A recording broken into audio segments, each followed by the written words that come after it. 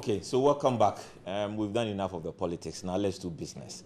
And for the rest of the segment this morning, we want to talk about entrepreneurship and actually engage with young people who have ventured into entrepreneurship and try and get their story, try and then get into their minds to understand what it is they are doing and how successful they are and what lessons we can also pick up. And to help us do this interesting discussion, we have Henrietta Ajete, who's the Chief Executive Officer of Brand E. She's here with us in studio. And then Kwabna Edujemfi, he's the CEO of Papua. So today we're talking strictly entrepreneurship and we'll try and get into the minds of these young people. Welcome, ladies and gentlemen. Thank you. Good to have you in studio. Same here. So let me start from you, Hetty. You are closest to me, so let me start with you. What really, at the end of the day, motivated you into going into entrepreneurship? Because, you know, conventionally the idea is that you go to school, get your degree, and get a white-collar job and do.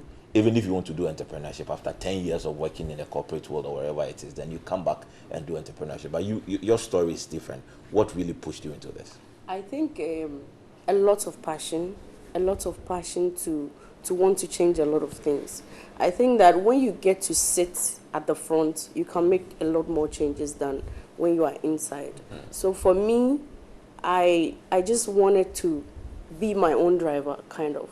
I didn't want to work for anybody, not because I felt working for people was bad, because I'd worked for people before. But I just found myself in this place where I was in business, I was driving my own business, and I just didn't want to stop. So it just kept me going. Right after tertiary school, I started my business at a tertiary level.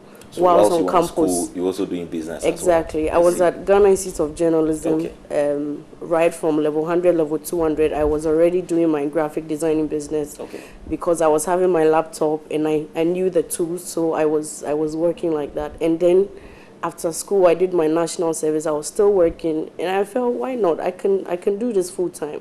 There's no need to look for a job. So I have held on up till now, and I'm loving it. It's challenging anyways, but every day I'm learning something new and I keep going. I see. Let me talk to you, Kwabna. Your story is a bit different because you are also working part-time and then you're doing entrepreneurship on the side. I mean, how do you balance the two? Because ultimately, one should be full for your hands. How are you balancing the two? Okay, so first of all, I think my challenge is not the normal or the ideal challenge that every startup or entrepreneur has in Africa, or let me say in Ghana, because mine basically has to do with combining two things at the same time. You are doing journalism, you have to make sure that you meet all your deadlines, because, and especially it's become very hectic during this electioneering season, because I mean, a lot of campaigns are going on, a lot of stories are coming up. You have to make sure that you meet all your deadlines. You have to make sure you keep or you stay on top of your game. As much as possible, you also have to make sure that you meet the deadlines and the demands of your customers. So my challenge has basically been combining both together. I mean, there is no room for failure. You have to make sure that you are always on top of your game. So yes, basically that is it for me, making sure that you become successful in both. I see. I'll come back to you. I'll push you to the wall and see which one you will eventually let go at the end of the day. But yes, Hetty, let's come back to you. I know that ideas are very important in any startup or any entrepreneurship venture. For you, what was it that drove you into this particular line of business? Because I'm sure you had other options. There were other things you could have looked at and all that. But tell us a little bit about what essentially motivated you into this line of business. Okay. Or tell us more about your business as well. Okay, naturally, I'm a creative person, I believe. My business is a branding and packaging business, so I do graphic designing, I do paper bags and customized boxes and all of that. And I love to work with colors. So I think I just love creating, using my hands to create something out of nothing. So that is what I think that is working for me.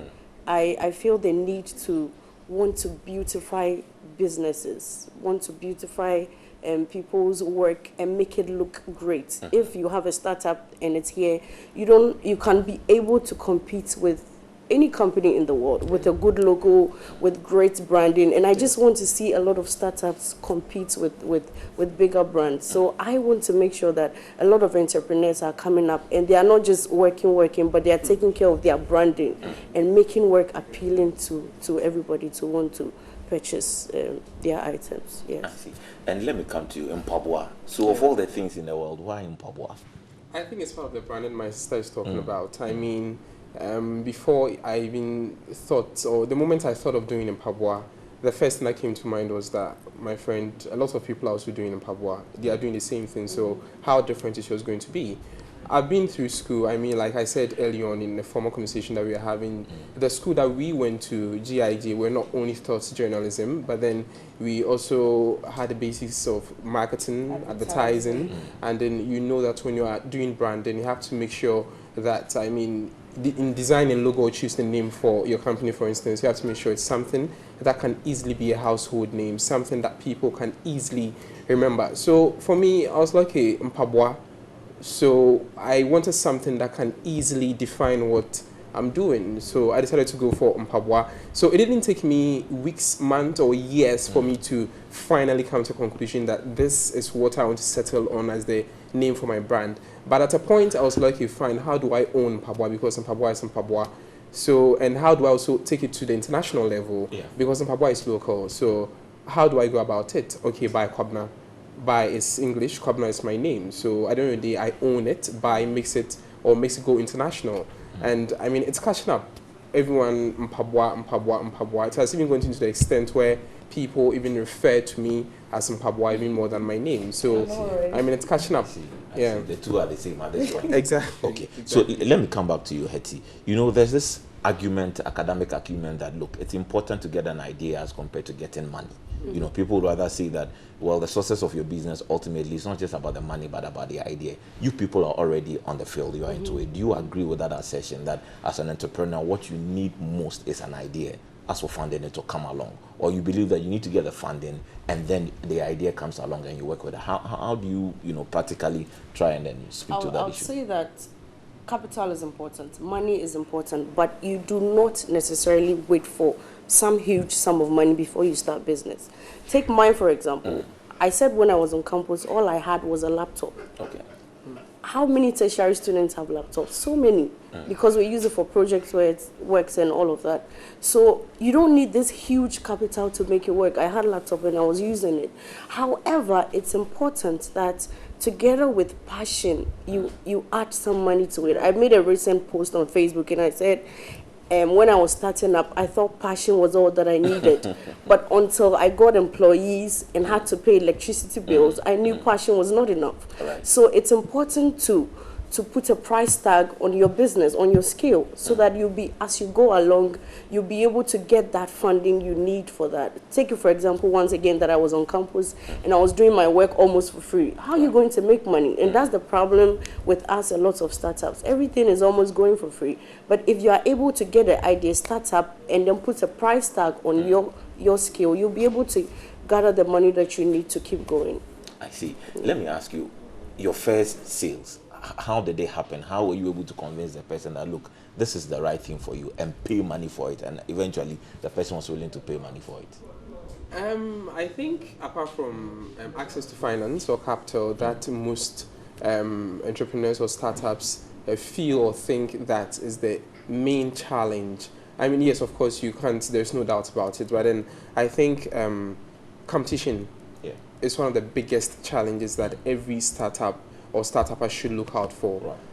When I talk about competition, I've already said that, I mean, before you even think of starting a brand, someone else is doing it.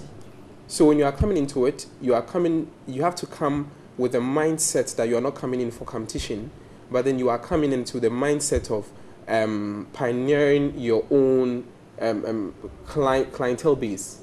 You understand? I mean, you have to create a niche for yourself. Based on that, you'll be able to sell.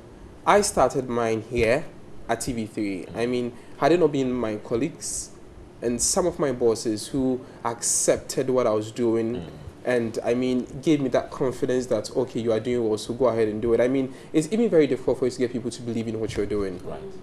And that plays a very key role. I mean, to an extent, it determines how successful you can be in your business, because the people around you should be able to tell you that what you are doing is good or what you are doing is bad. You understand? Yeah. So I used them to test the market.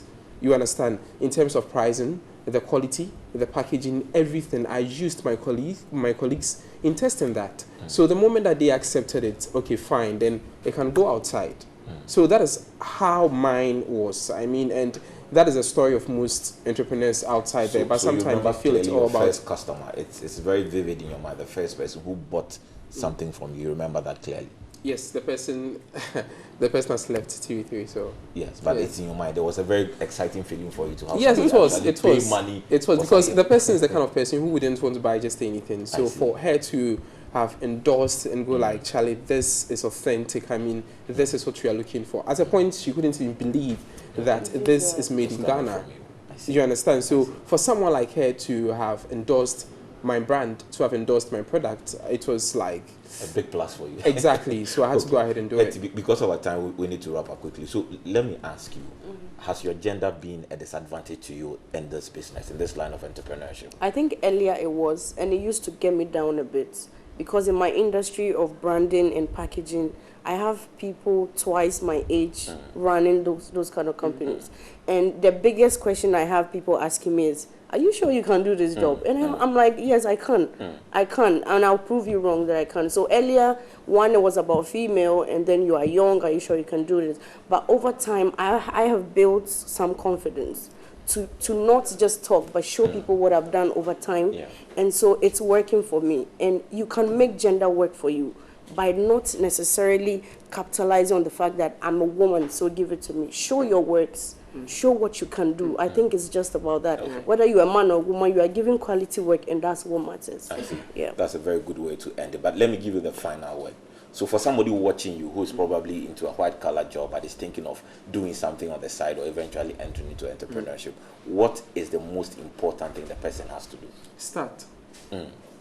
I have moved from that mindset that you have to get the idea. Lots of people have ideas. I mean, I'm sure you have an idea. She has another idea to do something else. Lots of people watching us now all have ideas. So, I mean, is that going to end it? The fact that you have an idea, some people may even have money, but they can't start. You see, she said she only had a laptop to start. So for me, the most important thing is that you don't have to look out for money first. If you have an idea, start. Okay. I mean, this is a very exciting conversation, but because of our time, we may have to put a stop to it here. But let the conversation continue on our social media pages. And if you have an idea, like they all agree and say, start.